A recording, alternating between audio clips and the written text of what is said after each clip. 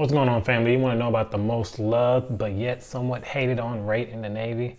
Welcome to OS. In this video, I'm going to break down the pros and cons and a little bit of everything about the OS rate, advancement, and a bunch of other things also. My name is Charlon. Welcome to my page in which I break down things about military lifestyle in and out of uniform. But this time, I'm going to be talking about on uniform, in uniform, and that is the OS rate.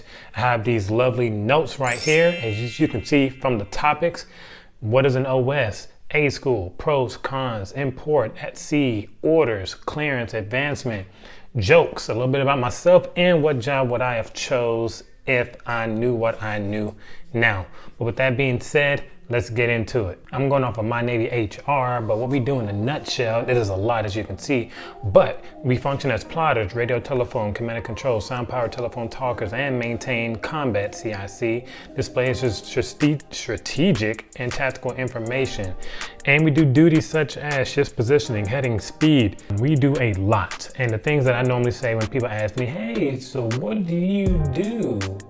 I'm an OS. Oh, what does that mean? I'm an operator. I assist with navigation and communications.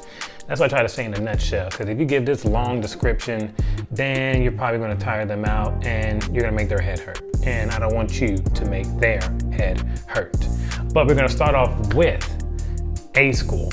A school, and I'm talking a little bit about myself. I joined the Navy in January 2010. I went from boot camp from January to March. I finished A school, and then I was waiting to class up. Well, my school was roughly maybe 2 months, maybe a month and a half. Then I waited for orders, so boom. So A school is roughly about a month and a half. That's not counting waiting to class up and waiting for your orders to come. But it's pretty good. You learn about the basics, you know, at least from whenever I went through just computer stuff, clicking here and there, which isn't bad. And then moving on, you had plotting, you had navigation. But the funny thing is, whenever I went to my ship, they said, hey, all that stuff you learned in A school, we don't do that here. so you want me to forget everything? Yeah, just about. Who knows? Maybe it changed since then, but that's how it was. But moving on, we're gonna start with the pros and the cons of being a OS, operations specialist. One of the pros is we rank up pretty fast. Advancement to OS3 and OS2 is most cases 100%, which is great. Whenever you get the first class, that's when it's low percentage because you need a lot of OS3s and OS2s because that's where the big main jobs are falling under the NECs, such as Navy enlisted classifications, such as Harpoon, such as Database Manager, such as TIC, Aztec, AIC. Because if it was 100%, whew, yeah, that'd be a problem. But for myself, I did advance pretty quickly. So I started off, as I mentioned, January 2010, and by May 2012, I was the second class, and I was on deployment, so my mind was still fresh with all the things that we had going on. The pros are the warfare areas. There's a lot of warfare areas that we touch. We touch just about all of them, whether it be surface, air, anti-submarine warfare, electronic warfare, ballistic missile defense, BMD, and the big one, hygiene, birthing cleaners warfare. If you know, you know, but I'm not gonna jump into that bag. But we touch just about every warfare area, which is pretty cool. And I'm gonna talk about the con side of that also. But you're tactically involved. If you have never been in a job or this is your first job, you're going to be able to know everything of what's going on, why we're getting underway, who are we working with, why are we working with them, what's our status, what's the update. And some people will come to you regardless of what rank you are and to ask you like, hey, what's going on? Hey, I heard the CEO talk about this and this. Some people take pride in that, while other people will say, I don't want to talk about it right now. But each is own. Another one is you're just doing your job only, with the exception of if you're doing something else for the ship, such as working for the cooks, but that's a whole nother story. Now let's talk about the cons. Yes, the cons.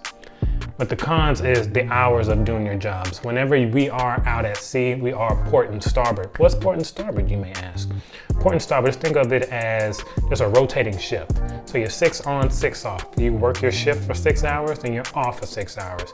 And most times when I'm off, or when you're off, that's your time to eat, shower, work out, read manga, do a backflip, whatever your heart desires. Then afterwards, you're back on. But that's not counting drills and meetings if you're a part of it also. So sometimes it might be 6 on, 6 off, or 6 on, 3 off.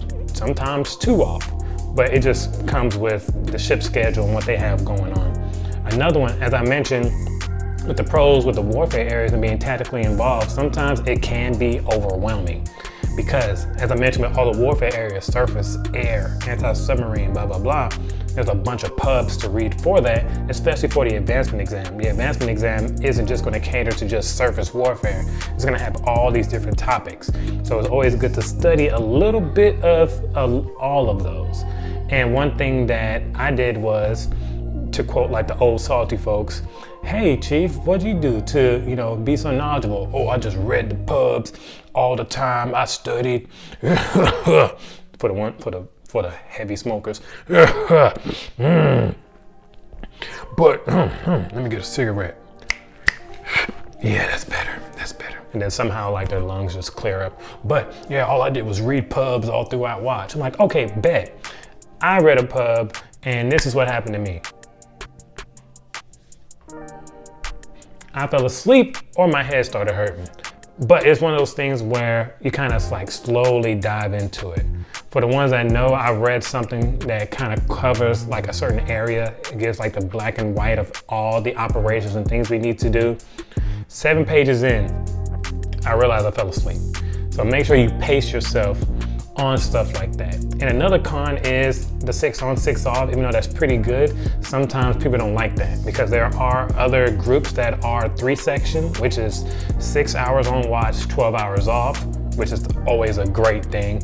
But due to the manning or qualifications, you might not be able to get that yet.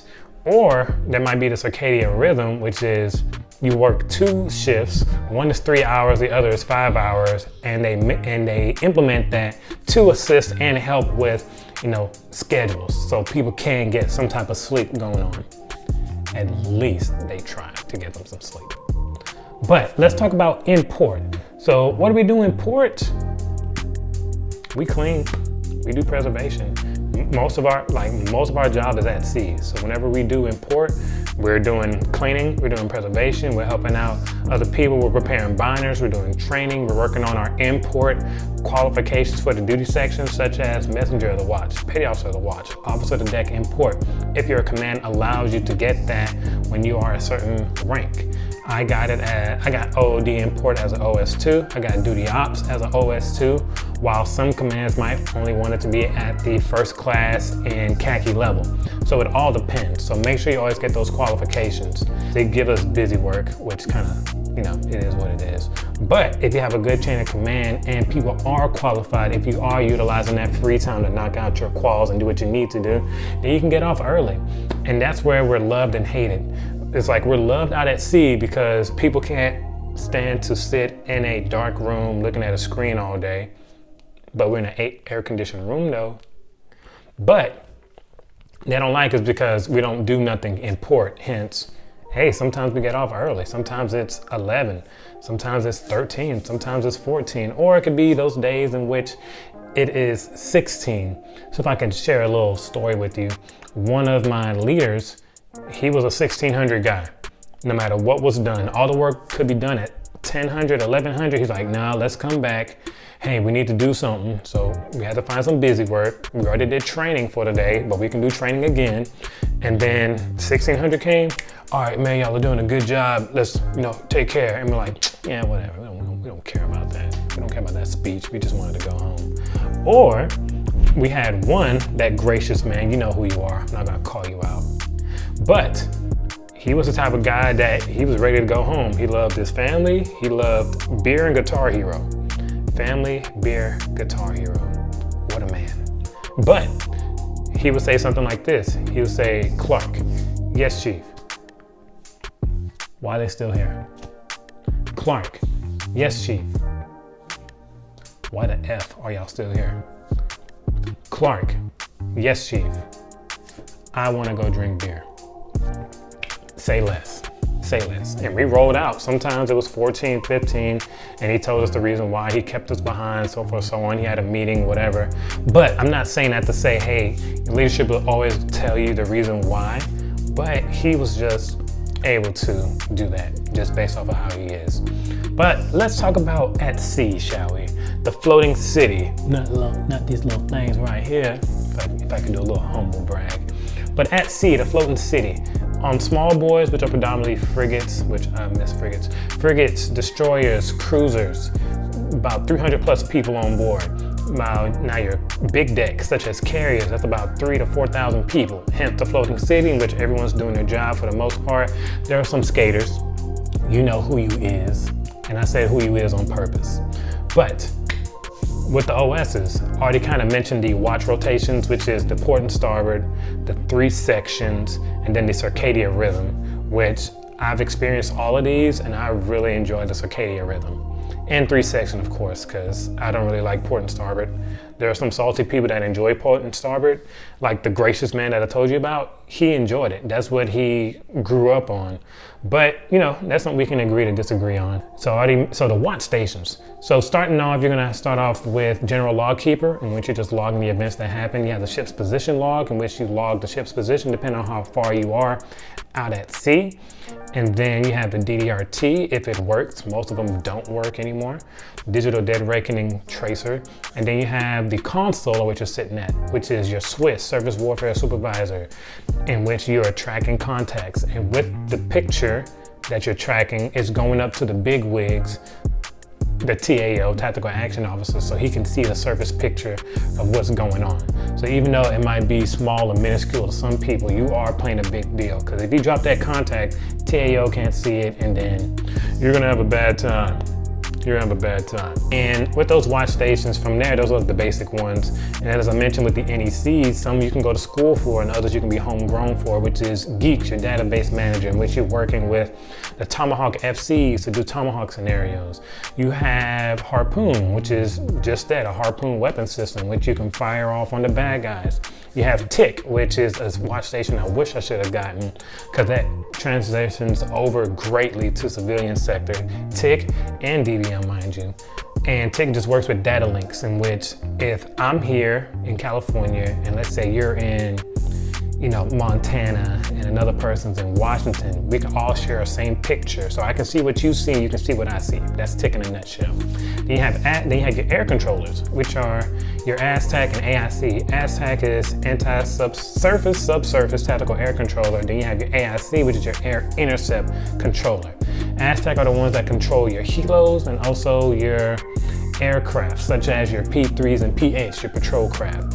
Now AICs are like the Top Gun, as everyone will know, are the ones that control the fixed wing aircraft. Danger zone. Yes. I'm just saying, they never did a movie for ASTAC. Just saying. And if you're an ASTAC, just let me know. It's okay. You can throw some shots at me. I'll be all right. I'm a big boy. But those are predominantly it. And that's not counting watch supervisor, in which you are, hence that, you are the supervisor for the watch that's going on in combat. You are the go-to person for each of those watch stations, such as, you know, DBM, for the warfare coordinators, for the TAO, and other people, whether it comes to, you know, something simple as paperwork, or communication circuits, or tracking messages so people are in the know and in the loop. It is a rewarding job, and not everyone can do it. It's normally given to people at the 2nd class level, but if you're a 3rd class and you know your stuff, hey, they can't help but give it to you. But that also depends on the command. So at sea, with the sleep is good. Sleep is lovely. If you never slept in a bed before out at sea, best sleep ever. 12 out of 10, would recommend, especially if you have a sleeping bag. Speaking of sleeping bag, I have a sleeping bag in the description down below for the must-have items to have at sea. If you don't have a sleeping bag, you are missing out, just saying. The qualifications. I already mentioned the watch station. The qualifications are pretty easy to get. You just have to apply yourself. They're not gonna micromanage you unless you're taking forever to get them. So anytime you see a line item or something that you're interested or intrigued in, let your chain of command know, let your leadership know. Because some people can be like, yeah, for this one, you just gotta do this. Okay, for this, you gotta do this. No, ask questions so you can get a better understanding of it. So whenever you do become that leader, you'll be able to break it down for, you know, another junior guy that comes up in the future. Now let's talk about orders.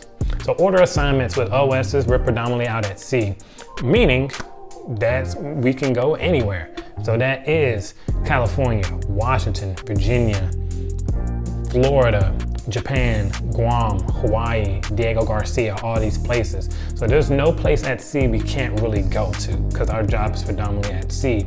And the NECs play a part in that also. Now when it comes to shore, it's kind of the same way. For every sea command, you technically need a shore command there. And with that being said, what does that mean? You can get orders to California, Washington, and all these places. I say the only con for that is like the super cool areas such as, let's say, Trinidad and Tobago showed up, Costa Rica showed up, Australia showed up. Everybody and their mom wants to go there, whether they're qualified for it or not. So like, oh man, I want to go to Australia. I'm not qualified, but let's see what happens. Boom, then you get like Virginia or another ship or another command. But compared to other places such as, well, other rates such as admin or security or medical, in which you're needed everywhere, you'll see things like UK, Italy, Bahrain, Australia, Germany more often because you need that everywhere. Compared to us, you don't really need us everywhere in that sense. But the great shore duties to go to are CSCS, which they're called C-Stick now, which just helps out with combat systems and just operating and just watch standing principles as a whole. You have a float training group, which allows you to go on ships and assess them in different warfare areas. And of course you have the ones which a lot of people do already, which you have recruiting, and then you have boot camp, which is the RDC, all that other good jazz regarding that. And there's a special one called LCAC, Landing Craft Air Cushion, if I'm not mistaken, in which you work with the ACUs, Assault Craft Units, and those are special ones too. Now the pipeline for that, because I had a buddy of mine that did it, and he's still doing it. It's pretty hard pipeline to go through. He started the class with 10 people. They only graduated about 4 or 5. But with that, I don't know the mission area as a whole, but it is pretty cool from what I've seen. And he loves it because he's not on the ship anymore. I'm not saying, hey, go LCAC so you don't have to be on the ship, but he's been doing it for about 8 years now, and he says he loves it and he's not going back to a ship. And he made chief going through that pipeline. Which brings me over to the next thing is advancement. Third and second class is good regarding advancement, but let's say you make first and you want to become a chief or just evals as a whole. Make sure you have mentors that are there for you that can help you out. There's things called the ladder, which will indicate and show you what qualifications you should have based off of your rank. And there's all these different things and different leaders that can help you out to get you to where you need to go. Only thing is, you just got to put in the work. I've come across plenty of people that's given me and showered me with plenty of information. And it's up to me to do the best that I can with that information. So yeah, I want to be great, but at the same time, are your sailors great? So I've heard, because for the chief selection process, they look at your evaluations. So if you're the best thing since sliced bread, but your division is horrible, then you think they're going to select you? So it's one of those things, it's okay to be great, but make sure the people around you are becoming great with you as well, which is a big, big deal. And going on to clearances, you'll have a secret clearance, which is good. And as I mentioned with database manager DBM, since you're working with Tomahawks, some jobs you have a top secret clearance. So what does it look like to have a top secret clearance? Nothing. You can walk past a regular Joe or Jane and they have a top secret clearance. There's no showering rain or anything. There's no one applauding them like, oh, you got a top secret clearance. But it does help out on the civilian side, which I'll touch real quick.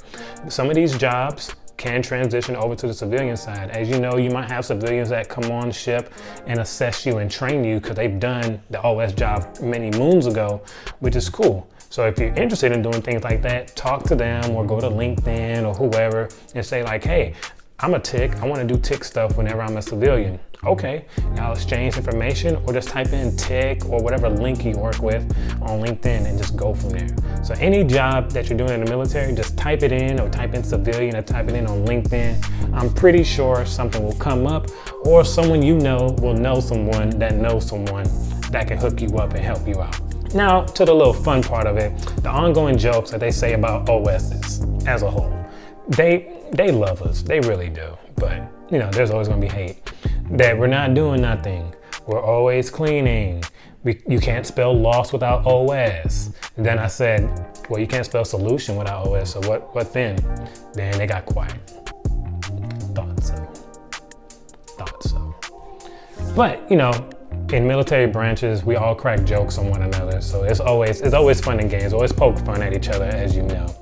And just to share all the stuff about myself, but before I share about myself, let's do this. For the ones that have served, or if you're serving right now, or you're thinking about serving, let me know in the comments down below. And if you felt that I missed out on anything, any important information, please let me know and I will happily do a follow-up. And of course, like, share, subscribe if you're liking what you're seeing. But moving on to this guy right here.